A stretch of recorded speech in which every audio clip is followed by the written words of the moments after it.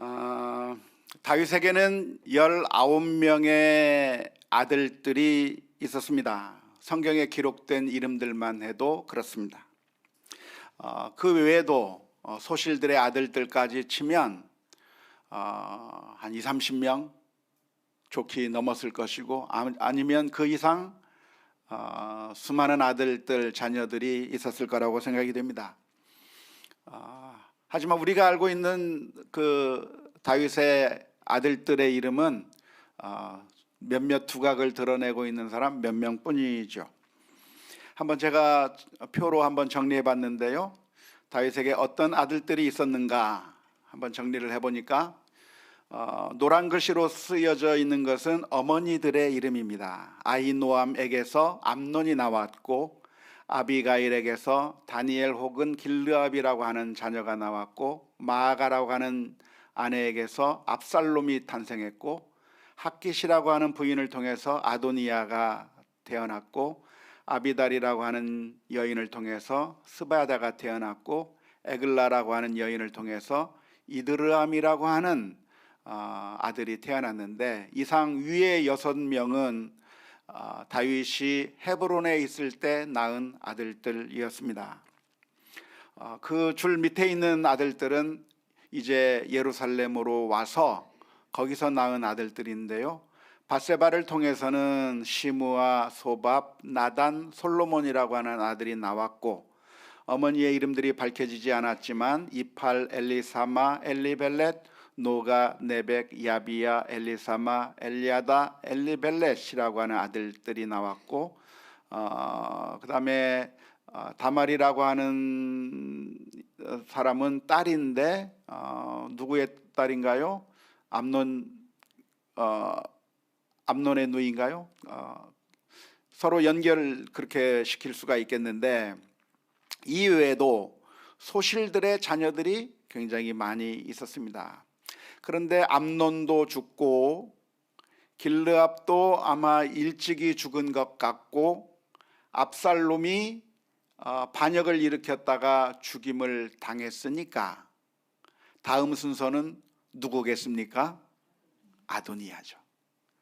많은 사람들이 이제 아도니아가 다윗의 뒤를 이어서 왕이 될 거라고 예상했었을 거라고 생각이 듭니다. 바로 그 아도니아라고 하는 사람이 왕이 되기 위해서 작전을 꾸미고, 그리고 왕을 이어가려고 하는 이야기가 오늘 우리가 함께 읽은 열왕기상 1장 5절에서부터 10절 말씀 가운데 기록되어 있습니다. 이 아도니아는 무엇을 준비했는가? 이걸 좀 치워주시죠. 예. 아도니아는 왕이 되기 위해서 무엇을 준비했는가? 오늘 말씀의 가운데 보면 병거를 준비했고, 기병을 준비했고, 호위병 50명을 준비했다고 기록되어 있고, 누구와 모의했는가? 수루야의 아들 요압 장군을 불러들이고 제사장 아비야다를 불러들여서, 그래서 이제는 다윗의 뒤를 이은 왕이 되기 위한 계획들을 하나씩 실천해 나가는 내용이 오늘 본문에 기록되어 있습니다. 이렇게 아도니아가 왕이 되기 위해서 준비하고 모의한 것은 아마도 압살롬의 반역을 보면서 벤치마킹을 했었기 때문이 아닐까 싶습니다. 압살롬이 왕이 되기 위해서 반역을 일으켰지만, 그래서 왕이 된 것 같았지만 그 기간은 얼마 가지 못했습니다. 금방 끝나버렸고, 결국 압살롬은 죽임을 당하게 되는 그런 끔찍한 결과를 가져오게 된 것이죠. 압살롬의 반역이 실패로 돌아가는 그 모습을 이 아도니아가 옆에서 지켜보았을 겁니다. 왜 압살롬의 반역은 실패했습니까? 당시 다윗은 아주 건장한 용맹한 장군이었습니다. 아직 힘이 있었던 것입니다. 그리고 다윗의 용사들도 아주 대단한 용사들이 다윗을 따르고 있는 겁니다. 그러니까 쉽게 그 다윗을 물리치기가 어려웠었던 것이고요. 결국 그 압살롬은 반역에 성공한 듯 했으나 결국 실패로 돌아가 버리고 말았던 것이죠. 하지만 그 모습을 지켜보던 이 아도니아는 반역이 아니라 승계를 꿈꾸는 겁니다. 이제는 다윗이 힘이 없는 노인이 되어버렸고 이제는 왕으로서의 역할을 하기가 어려워진 겁니다. 그러니까 이제는 반역의 형식이 아니라 승계의 형식을 빌어서 이제는 아무런 힘도 없고 능력이 없는 그 다윗 대신에 내가 왕이 되겠다고 수많은 사람들을 설득하고 세를 규합하고 해서 이제는 제사장들도 그리고 장군들도 다 모아들이고 해서 많은 세력을 규합해서 왕이 되는 과정들을 밟아가고 있는 게 기록되어 있는 것인데요. 왕자들을 부르고 신하들을 불러서 이제 세 번째 왕의 역할을 하겠다고 했지만 잘 아시는 것처럼 이 계획이 성공했습니까? 실패로 돌아갔습니까? 실패해버리고 말았습니다. 솔로몬이 다윗의 뒤를 이어서 정식 왕으로 등극하게 되었고 아도니아의 계획은 실패로 돌아가 버리고 말았습니다. 오늘은 그 실패로 돌아간 것에 대해서는 읽지 않았지만 아무튼 이 아도니아는 왕이 되겠다고 하는 그런 갈망을 가지고 그리고 꽤 세밀하게 준비를 했어요. 실패를 반면교사로 삼아서 실패하지 않겠다고 하는 작전을 세워가지고 하나씩 이 왕이 되기 위한 과정을 밟아 나가고 있는 게 오늘 본문의 말씀 가운데 기록되어 있는 것인데요. 아도니아가 이렇게 왕이 되려고 하는 그 이유는 무엇이겠습니까? 왜 왕이 되려고 하는 걸까요? 우리는 한번 이런 질문을 던져보아야 하는 것인데요. 사람들은 대체로 왜라고 하는 질문을 잘 던지지 않습니다. 우리가 살아가면서 그냥 살아갑니다. 남들이 하니까 따라가면서 하는 것이고 남들이 하는 방식대로 사람들이 살아가는 방식대로 그대로 우리는 따라가고 있는 것인데 아도니아도 지금 왕이 되고자 하는 생각을 가지고 이 일을 만들어가고 있는데 왜 아도니아는 왕이 되려고 하는 그런 마음을 가지고 있었던 것일까요? 오늘 성경 말씀에는 그 동기, 왜 왕이 되려고 하는지에 대해서 그 이유에 대해서는 전혀 기록하고 있지 않습니다. 하지만 우리가 추측해 본다고 한다면 누구나 다 왕이 되고 싶어 할 것 같아요. 그렇지 않습니까? 사람이라고 하는 것은 야망이 있는 것이고 꿈이 있는 것이고 더 큰 자리를 차지하기 위해서 더 큰 목적을 이루기 위해서 그래서 최선의 노력을 한다고 할 수가 있겠습니다. 아도니아뿐만이 아니라 우리도 마찬가지죠.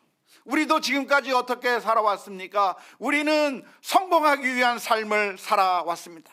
우리 자녀들을 기르면서 우리 자녀들이 다른 아이들보다 더 뛰어났으면 좋겠고 더 좋은 대학에 갔으면 좋겠고 성공했으면 좋겠고 떵떵거리며 사는 사람이 되었으면 좋겠다고 하는 소망을 가지고 우리 아이들을 길러왔던 것이고요. 또 사람들은 내가 가지고 있는 그런 꿈을 향해서 목표를 향해서 당연히 달려가고 있는 것인데요. 어쩌면 이 아도니아도 왕자였기 때문에 다윗의 혈통을 받은 왕자로서 이제 수많은 그 왕자들 가운데 19명이라고 했는데 이름만 밝혀진 것이 19명이고 소실들의 아들들까지 한다고 하면 20명, 30명 혹은 40명, 50명도 될 수 있는 그 수많은 사람들 중에서 왕의 자리를 차지하려고 하는 그 욕심, 어쩌면 누구나 다 가지고 있는 욕심이요 꿈이라고 말할 수가 있을 것입니다. 하지만 이렇게 왕이 되려고 하는 그 꿈이 과연 정당한 꿈이었는가? 과연 이것이 옳은 것인가? 라고 하는 질문을 한번 던져보아야 할 것입니다. 아도니아에게 있어서 왕이라고 하는 자리는 충분히 매력적인 자리입니다. 최고의 자리에 올라가는 것이고 기왕이면 가장 높은 위치에 올라가서 세상을 호령하고 그래서 왕이 되고 싶어 하는 것은 어쩌면 자연스러운 그 마음이라고 할 수 있습니다. 하지만 우리가 분명하게 기억해야 될 것이 있다고 한다면 왕의 자리는 특권의 자리, 성취의 자리가 아니라 사실은 섬김의 자리였다고 하는 것입니다. 많은 사람들이 생각하기를 왕이 되는 것은 그것은 당연히 가질 수 있는 꿈이고 당연히 그 길로 가는 것은 옳다고 생각하겠지만 사실은 왕의 자리는 그렇게 아무나 꿈을 꿀 수 있는 자리가 아니라 사실은 왕은 섬김의 자리라고 하는 것이죠. 왕의 역할이 무엇입니까? 왕이라고 하는 것은 왜 세웁니까?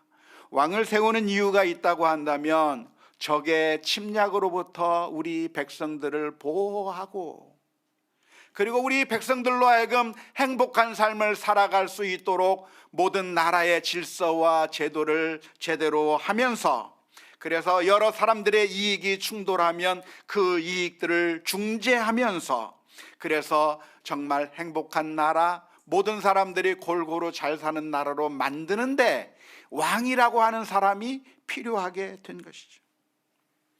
아도니아가 지금 왕이 되려고 할 때 그런 마음으로 왕이 되려고 했을까요? 성경에는 아무 말도 기록하고 있지 않기 때문에 우리가 알 수는 없고 사람의 그 마음 한길 속은 알 수 없는 것이 우리들의 마음, 우리들의 상황이니까 과연 아도니아가 어떤 꿈을 가지고 왕이 되려고 했었는지는 우리는 모릅니다. 하지만 적어도 우리가 이 말씀을 통해서 추측해 볼 수 있는 것은 아도니아가 그런 욕심 때문에 내가 어떻게 하면 이 힘든 사람들을 잘 살게 만들까? 정말 어려운 상황에 있는 이스라엘 민족들을 어떻게 하면 행복하게 만들어줄 수 있을까? 저 블레셋에 침입이 있는데 그 침입을 어떻게 하면 내가 막아서 우리나라 백성들을 행복하게 해줄까라고 하는 그런 욕심 때문에 내가 가만히 있어서는 안 되겠구나, 내가 나가서 해야 되겠다, 내가 왕이 돼서 이 모든 일들을 해야 되겠다고 하는 그런 마음으로 왕의 자리를 욕심낸 것이 아닌 것 같아요. 아도니아의 마음이 무슨 마음이 있냐면 왕은 굉장히 매력적인 자리인 겁니다. 왕의 명령 하나에 모든 것들이 다 좌지우지되고 왕은 모든 사람의 경배를 받고 왕은 모든 것을 통치하고 마음대로 할 수 있는 그런 엄청난 특권의 자리이기 때문에 그러니까 욕심이 난 것이죠. 그래서 내가 왕의 위치에 올라가서 한번 떵떵거리면서 이 세상을 호령하고 싶은 욕심 때문에 왕이 되고 싶어 하는 것입니다. 어쩌면 우리들의 모습도 아도니아의 모습과 비슷할 것 같습니다. 우리 아이들에게 물어보면 좋은 대학을 가고 싶다고 합니다. 공부 좀 잘하는 아이들에게 물어보면 의대에 가서 의사가 되고 싶다고 하는 이야기를 합니다. 그런데 너 왜 의대에 가려고 하냐? 너는 왜 그 목표를 세웠느냐고 물어보면 안타깝게도 예, 목사님, 나는 아픈 사람들이 너무 불쌍해요. 그래서 치료해 주고 싶어요. 암에 걸린 사람들에게 내가 도움을 주고 싶어요. 병든 사람에게 내가 좋은 것을 해주고 싶어요. 그렇게 대답하는 사람을 한 명도 만나보지 못했어요. 너는 왜 법대에 가려고 하니? 물어보면 너는 왜 연예인이 되려고 하니? 너는 왜 축구 선수가 되려고 하니? 물어보면 예, 저는 법대에 가서 정말 억울한 사람 도와주고 싶어요. 정말 억울하게 힘든 사람들, 내가 그 사람들 정말 정의를 세워주고 싶고 억울하게 고통당하는 사람들에게 내가 도움을 주고 싶어서 그래서 내가 법을 공부하고 싶어요 라고 말하는 사람을 발견하지 못했어요. 너는 왜 기자가 되고 싶니? 물어보면 내가 정말 이 세상이 온갖 가짜 뉴스로 퍼져 있는데 그런데 내가 정말로 참된 진리를 전파하고 참된 소식을 전해 주어서 사람들의 삶이 정말 가짜 뉴스에 의해서 흔들리지 아니하도록 바른 판단을 할 수 있도록 바른 정보를 제공하는 그런 사람이 되고 싶어요. 그렇게 대답해 보는 사람을 발견해 보지 못했어요. 네가 왜 연예인이 되고 싶니? 네가 왜 축구 선수가 되고 싶니? 했을 때 그런 대답을 들어본 것이 아니라, 많은 우리 아이들이 가지고 있는 꿈이 무엇이냐면, 그 자리에 올라가면 멋있어 보이니까, 근사해 보이니까, 거기에 가면 내가 돈을 만질 수 있고, 그 자리에 올라가면 많은 사람들의 부러움을 받을 수 있고, 사람들이 나에게 박수 쳐줄 수 있으니까 내가 그 자리에 올라가고 싶다고 하는 그런 이야기들을 하고 있는 겁니다.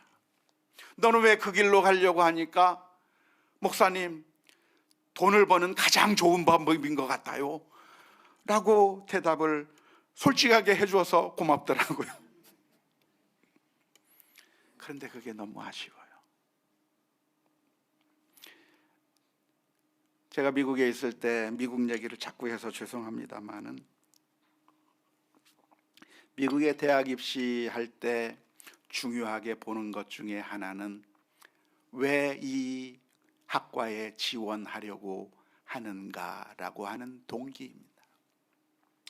성적도 중요하지만 성적보다 더 중요하게 보는 것이 있는데, 글을 써서 내야 합니다. 글을 써서 내는데, 저는 우리 어머니가 너무나도 아픈 분이어서, 그래서 그 어머니를 돕고 싶고, 이 세상에 아픈 사람들을 내가 도와주고 싶어서 의대에 진학하고 싶다고 그렇게 동기를 써서 내면, 성적이 좀 모자라도 그 사람을 뽑아요. 너는 왜 간호사가 되고 싶니? 너는 왜 교사가 되고 싶니? 그 질문을 던졌을 때 내가 그 일을 함으로써 어린 아이들에게 바른 길을 가르쳐 주고 싶어요. 그 목적을 가지고 있는 사람들을 뽑으려고 하는 것을 보았습니다. 물론 거짓말로 동기를 그럴듯하게 꾸며내서 그래서 합격하는 사람들이 있을 수 있겠습니다만은, 그럼에도 불구하고 동기를 중요하게 보는 것은 어쩌면 중요한 것이고, 그러한 것을 보면서 적지 않은 감동을 받은 적이 있습니다. 아도니아가 왕이 되려고 하는 이유가 무엇이냐면, 왕의 자리는 최고 권력자이기 때문에 올라가는 거예요. 많은 사람들이 박수 쳐주고 많은 사람들이 우러러보는 자리이기 때문에 올라가려고 한 것이죠. 하지만 다윗의 경우는 달랐습니다. 어느 날 다윗에게는, 양을 치고 있던 그 다윗에게 하나님의 선지자 사무엘이 찾아왔습니다. 하나님께서 기름을 부으라고 하셔서 사무엘이 다윗에게 기름을 부은 것이죠. 그래서 다윗은 그때 소명을 가지게 되었는데요, 다윗에게 있어서 그 소명이 무엇입니까? 사명이 무엇입니까? 나는 사울과 같이 높은 자리에 올라가서 나도 한번 떵떵거리면서 내가 정말 세상 사람들에게 내 이름을 알리고 내가 이렇게 높은 자리에 올라갔다고 하는 것을 드러내고 싶기 위한 마음으로 다윗이 그 왕좌에 올라간 것이 아닙니다. 하나님께서 다윗에게 주신 사명이 있다고 한다면, 내게 기름을 부은 이유가 있다고 한다면, 내가 왕이 되어서 가난한 자들을 도와주고 억울한 사람들을 도와주고 정말 의적의 침입을 받아서 고통받는 사람들을 그 의적으로부터 보호해주고 우리 민족을 섬기기 위한 그 자리에 왕이 되어서 그 일들을 하려고 했던 것이고, 그 과정 가운데서 다윗은 바로 왕이 될 수 있었는가? 아니에요. 다윗은 제일 처음에 한 것이 무엇이냐면, 궁정에 들어가서 사울 왕을 위해서 악기를 연주하는 신하의 모습으로 들어간 것이죠. 그때 다윗은 괴로워하지 않았습니다. 하나님, 이게 뭡니까? 하나님께서 나로 하여금 왕을 만들어 주신다고 하더니 사울 왕의 신하가 뭡니까? 수금 타는 이 광대 노릇이나 하는 이게 뭡니까? 하고 불평하고 원망하지 않았습니다. 오히려 그 악기를 타면서 내가 타는 그 악기로 사울의 마음이 평안해질 수만 있다고 한다면, 이 사울이 정말 마음이 편해지고 그래서 왕이 이 나라를 잘 다스릴 수만 있다고 한다면, 그것이 너무나도 좋아서 그 자리에서 성실하게 악기를 타는 것이죠. 도망자의 삶을 살았지만 다윗은 그 아둘람 굴 속에 피해 들어온 억울한 자, 정말 고통을 당하는 자, 그들의 문제를 해결해주고 그들의 아픔을 들어주고 그들을 위해서 의적의 침입을 막아주고 하면서 그 곳에서 일하고 도망가고 있는 그 다윗이 사실은 왕의 역할들을 실제로 해나가면서 그 일들을 충분히 감당했던 것이죠. 왕의 자리, 왕의 면류관을 쓴 것이 중요한 것이 아니라 다윗은 어느 곳에 있든지 왕의 역할들을 수행하면서 왕이 했으면 좋았을 뻔한 그 일들을 하면서 삶을 살았던 것이죠. 요셉도 마찬가지입니다. 요셉은 어느 날 하나님께서 꿈을 주셨어요. 꿈을 주시는데 해와 달과 별들이 자기 자신에게 절하는 꿈을 보았습니다. 형제들의 볕단이 자신에게 절하는 꿈을 봤습니다. 높은 자리에 올라갈 거라고 하는 그런 꿈을 꾸게 되었는데, 그런데 그 요셉이 막닥뜨리게 된 현실은 무엇이냐면 보디발의 집에 들어가서 노예로 사는 거예요. 거기서 하나님을 향해서 원망했습니까? 하나님, 나로 하여금 높은 자리로 올려준다고 하던 이게 뭡니까? 노예가 뭡니까? 그렇게 한 것이 아니라 바로 그 보디발의 집에 들어가서 보디발을 하나님처럼 섬기는 거예요. 남이 보지 않아도 최선을 다해서 섬기는 거예요.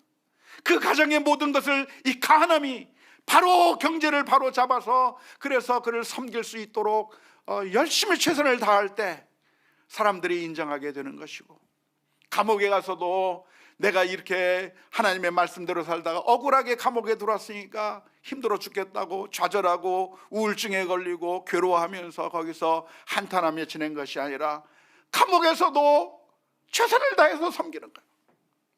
감옥에 들어온 술과 같은 관원장의 이야기를 귀담아 듣고, 떡 맡은 관원장의 이야기를 귀담아 듣고 상담해 주면서 그들의 마음을 위로해 주고, 그리고 다시 그들로 하여금 힘을 갖게 하고, 그래서 섬기는 그 일, 사실은 그때부터 이미 요셉은 총리의 역할들을 보디발의 집안에서든지 감옥에서든지 하다가 결국 총리의 자리에까지 올라가게 된 것이죠.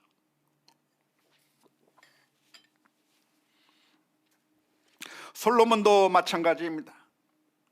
솔로몬이 아도니아의 계획과는 달리 하나님께서는 솔로몬을 왕으로 세워주셨습니다. 근데 그 솔로몬이 왕이 됐을 때 까불지 마라, 이젠 내가 누군 줄 아느냐, 내가 왕이다, 내가 최고의 권력자다, 의시되면서 자신의 모습을 드러낸 것이 아니라 하나님 앞에 엎드린 거예요. 자기 자신의 연약함을 알고 하나님 앞에 엎드리는 거예요. 하나님께서 물어봅니다. 솔로몬아, 네가 무엇을 원하느냐? 열왕기상 3장 7절에서부터 9절 말씀에 솔로몬은 하나님 앞에 간구합니다. 나의 하나님 여호와여, 주께서 총으로 총의 아버지 다윗을 대신하여 왕이 되게 하셨사오나 총은 작은 아이라 출입할 줄을 알지 못하고 주께서 택하신 백성 가운데 있나이다. 그들은 큰 백성이라 수요가 많아서 셀 수도 없고 키로 갈 수도 없사오니 누가 주의 이 많은 백성을 재판할 수 있사오리이까? 듣는 마음을 종에게 주사 주의 백성을 재판하여 선악을 분별하게 하옵소서. 이 왕의 자리에 올라가서 이 왕의 자리가 빼앗기지 않고 떵떵거리면서 세계 최고의 왕이 되겠다고 하는 그런 꿈을 하나님 앞에 말한 것이 아니라, 하나님, 저는 이 백성들에게 잘 재판해 주고 싶어요.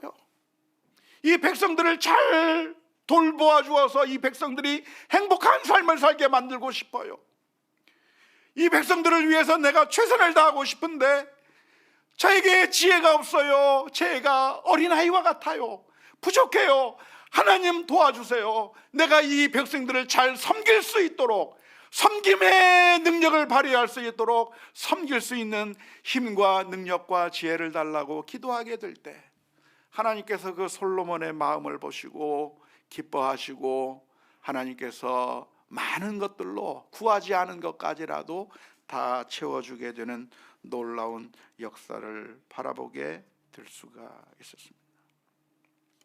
아도니아는 왕이 되려고 했지만 섬기려고 하는 마음은 그 어느 한 구절에서도 찾아볼 수 없었고, 아도니아가 왕이 되려고 했던 그 갈망은 누구라도 꿈을 꿀만한 것이다 라고 생각하기 쉽지만 그것은 정당한 갈망이라고 말할 수 없습니다.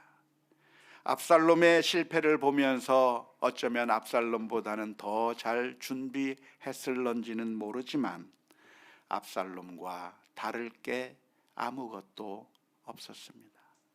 압살롬도 그저 왕의 자리가 탐이 나고 높은 자리가 탐이 나서 왕의 자리로 올라갔지만 결국은 실패했던 것이고요.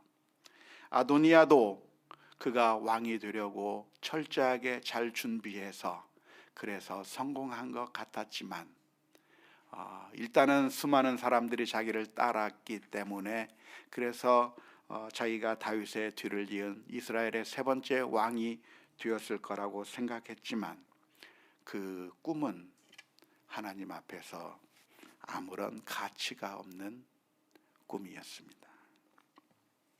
사랑하는 성도 여러분, 오늘 우리는 무엇을 갈망하고 있습니까? 오늘 우리는 무엇을 바라고 있습니까? 우리는 놀랍게도 아도니아와 같은 꿈을 꿉니다. 부자가 됐으면 좋겠어요. 사업에서 성공했으면 좋겠어요. 다른 사람들로부터 인정받았으면 좋겠어요. 우리 자녀들이 높은 위치에 올라갔으면 좋겠고, 좋은 대학에 갔으면 좋겠고, 성공하는 삶을 살았으면 좋겠다고 하는 그런 꿈을 꾸고 있습니다. 하지만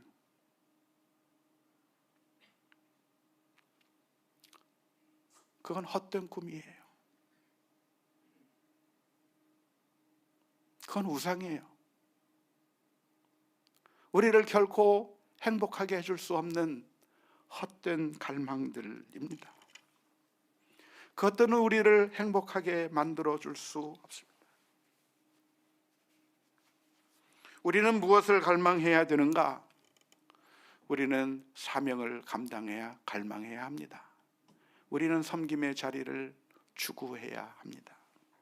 예수님께서는 이렇게 말씀해 주셨습니다. 마태복음 20장 25절에서부터 28절의 말씀에 예수께서 제자들을 불러다가 이르시되 이방인의 집권자들이 그들을 임의로 주관하고 그 고관들이 그들에게 권세를 부리는 줄을 너희가 알거니와 너희 중에는 그렇지 않아야 하나니 너희 중에 누구든지 크고자 하는 자는 너희를 섬기는 자가 되고 너희 중에 누구든지 으뜸이 되고자 하는 자는 너희의 종이 되어야 하리라. 왜 우리는 섬김의 자리를 갈망해야 합니까? 첫 번째는 왕의 자리는 결국 우리를 파멸로 이끌기 때문입니다. 왕의 자리는 누구나 다 욕심낼 만한 부러운 자리이고 모든 사람들이 갈망하는 자리이지만 사실은 그 자리가 우리를 행복하게 해주는 것이 아니고 사실은 우리를 파멸로 이끌 수 있는 위험한 자리이기 때문에 그렇습니다. 두 번째, 우리는 왜 섬김의 자리를 갈망해야 합니까? 섬김의 자리 가운데는 온전한 기쁨이 있기 때문에 그렇습니다. 우리가 행복하지 않은 것은 섬기지 않았기 때문입니다. 다른 사람들로부터 섬김을 받으려고 갈망하면 갈망할수록 우리는 불만으로 가득 차게 될 것입니다. 오히려 우리가 도움의 손길을 내밀고 사랑의 손길을 내밀고 낮은 자리로 들어가서 다른 사람들에게 사랑의 손길을 내밀어 줄 때 오히려 기쁨이 우리들의 삶 가운데 넘쳐나게 되는 것입니다. 마지막 세 번째로 우리는 왜 섬김의 자리를 갈망해야 합니까? 그것은 바로 우리 예수님께서 우리들을 섬기기 위해서 종의 자리로 오셨기 때문입니다. 빌립보서 2장 5절에서부터 8절 말씀에 너희 안에 이 마음을 품어라 고 그리스도 예수의 마음이니 그는 근본 하나님의 본체시나 하나님과 동등됨을 취할 것으로 여기지 아니하시고 오히려 자기를 비워 종의 형체를 가지사 사람들과 같이 되셨고 사람의 모양으로 나타나사 자기를 낮추시고 죽기까지 복종하셨으니 곧 십자가에 죽으심이라. 우리 주님께서 왕 노릇하기 위해서 이 세상에 오신 것이 아니라 낮고 천한 자리로 오셔서 우리들을 구원하시기 위해 자신의 목숨을 희생제물로 드리셨기 때문입니다. 그래서 우리는 섬김의 자리를 갈망해야 합니다. 오늘 우리가 일여전도의 헌신 예배를 드리고 있는데요, 우리 일여전도의 회원들뿐만 아니라 이 자리에 앉은 모든 성도님들 모두가